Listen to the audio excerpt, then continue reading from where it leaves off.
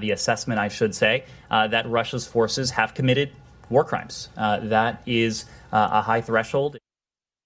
There you have it. The State Department stopping short of calling Russia's war on Ukraine genocide. Now, the U.S. and its European allies pledging a combined $1.3 billion more in military aid. However, as Russia prepares now to launch a brand new offensive in eastern Ukraine. Also today, the Pentagon confirming that an explosion on a major Russian warship in the Black Sea. Now, there are some conflicting claims that have emerged about whether it was hit by a missile strike from Ukraine. Russia is maintaining that this ship was damaged by an ammo blast, not Ukraine soldiers. We want to welcome in Sarah Williamson, who's live for us at this hour in Lviv with more on this and other developments out of Ukraine today. Sarah, good afternoon. Yes, good afternoon, Bianca. Good afternoon, John. That's right. There is conflicting reports on how that warship, which is called Moscow, by the way, actually received that significant damage. Now, all 510 crew members did manage to escape the damage from that ship and managed to get off board safely.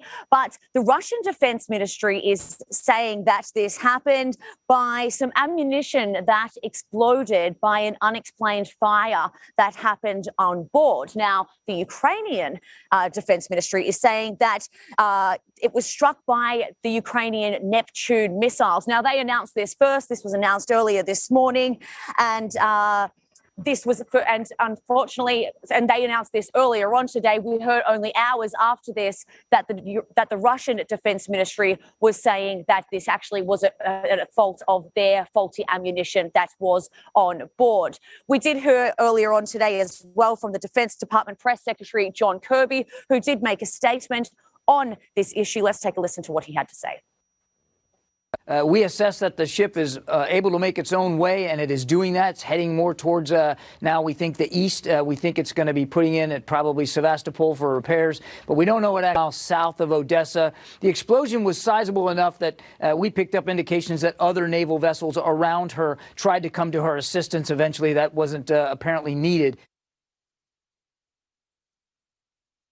Now, regardless of how this ship was struck or how it did become so damaged, it hasn't sunk. She hasn't sunk, and she is still probably going to be able to become repaired. But what is incredibly symbolic here, John and Bianca, is the Moscow warship is the same warship that actually asked the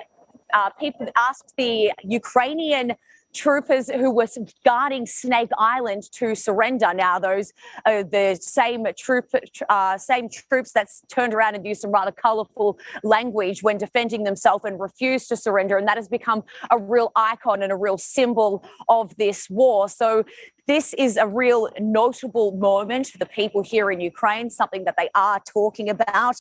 But this, if it does sink, and the fact that Ukrainians are claiming that they have actually hit this ship with their Neptune missiles, is a significant moment, and it will be a significant loss for the Russians if this ship is unable to be repaired, because this is incredibly significant for the battle of the south of the country. It sure is. Sarah Williamson live in Lviv. Thank you, Sarah. Appreciate it. John? All right, let's get more analysis on this and welcome in retired Air Force Brigadier General Blaine Holt. Always great to talk to you, General. Great to be with you both. How are you? Good. I want to also talk about President Biden and his claims of genocide. And is it genocide or not? We got the Biden administration and the government trying to walk this back as well. We've heard other people say this. But when you also look at some of these Baltic countries going into Kyiv, you look at Boris Johnson going into Kyiv, and you see the lack of leadership right now, it can't help things, General, when President Biden is throwing around terms like genocide. Well, I mean, if you're going to throw the term around genocide, then stand by it and say that this is a genocide. Look at Mariupol. Look at the claims of children being forcibly abducted from the country. Look at the war crimes that we're seeing. We can parse words all day about whether things are a genocide. I think the bigger issue is the leadership dearth that we see about, being on eggshells about one word here, one word there, when really we should just be outraged at what we see before our very eyes.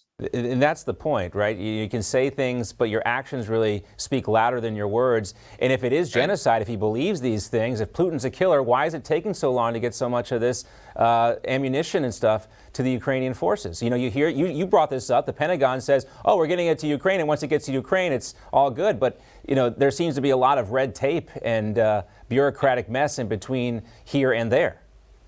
Right. So we've got to strip the bureaucracy out of the way, and we've just got to go faster. U.S. logistics has amazing capabilities. NATO logistics has amazing capabilities, and we need to come to the aid of the Ukrainians when they're at this very vulnerable state.